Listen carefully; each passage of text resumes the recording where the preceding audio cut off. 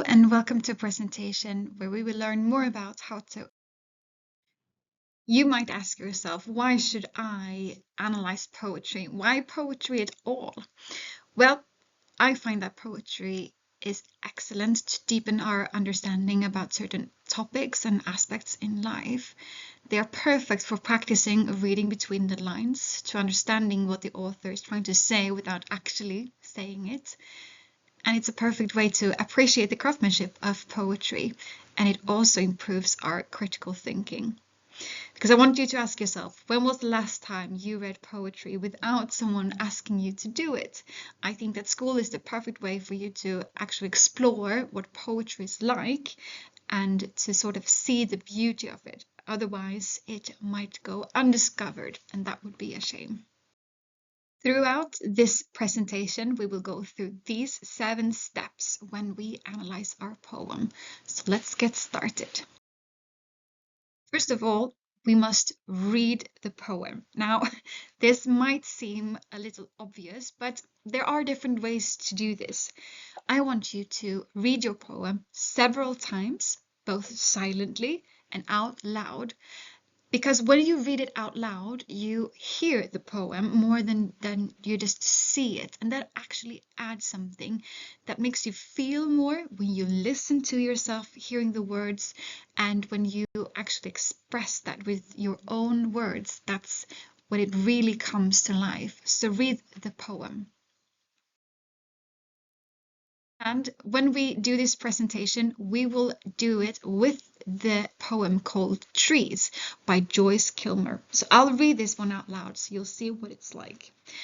I think that I shall never see a poem lovely as a tree whose hungry mouth is pressed against the earth's sweet flowing breast, a tree that looks at God all day and lifts her leafy arms to pray, a tree that may in summer wear a nest of robins in her hair, upon whose bosom snow has lain, whose intimately lives with rain. Poems are made by fools like me, but only God can make a tree. The second thing I would like you to do when you analyze your poem is to understand the title. Now, the title of the poem probably has a meaning. The poet has probably thought about what the title should be, and usually it's the central aspect of the poem. What can you learn from that? And is it important? Talk about the title somehow. What do we learn?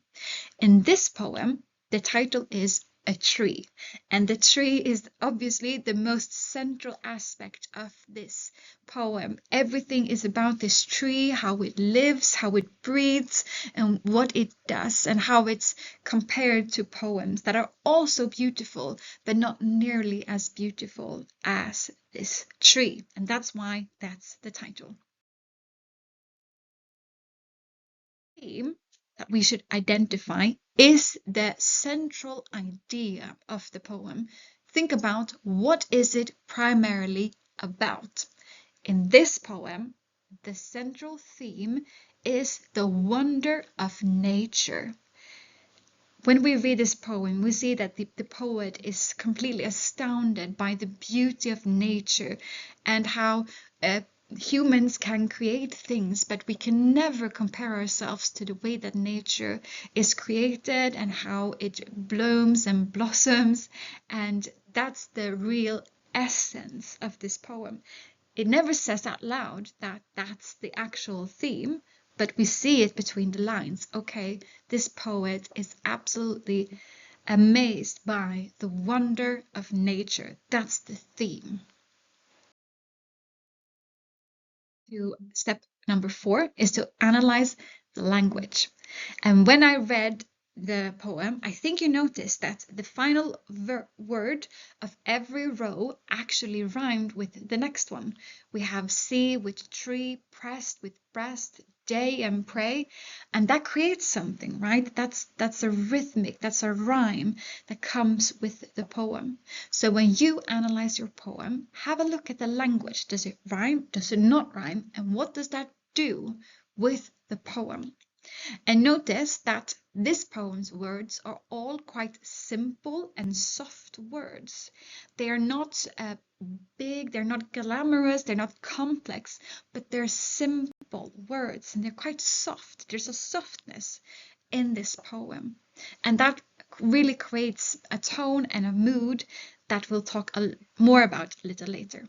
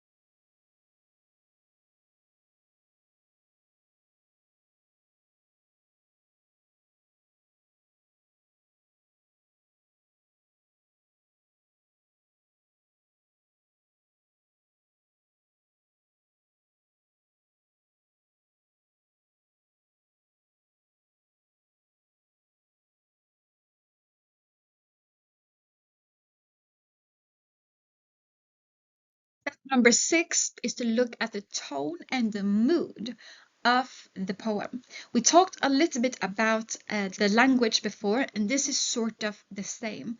You can think of your poem and ask yourself, is it joyful, sad and dark, serious, melancholic? What feelings do you get when you read the poem? In this poem, I would say that it's light and it's full of wonder. The poet is sort of amazed by the creation and what has been created in nature. The last step is to consider the speaker and the audience. Ask yourself, who is the speaker and what does he or she want to say? Naturally, it's the poet who wants to say something, but we can also have poems that are written from other points of view. The poet in this poem is Joyce Kilmer, and he had a faith in a higher power. And with this poem, he wanted to celebrate the creation, like we've talked a lot about before in the presentation. He wanted to communicate the wonder that he felt about the nature in one single poem, and he reduced that down to a single tree that is compared to a single poem. And that is something that we cannot fully communicate or explain in another way than in the actual poem. With those steps, I think you're ready to make your analysis of your poem. Remember, you can always get help from me if you ever get stuck in one of these assignments. So just reach out if you need that. But other than that, I just want to wish you good luck with your analysis.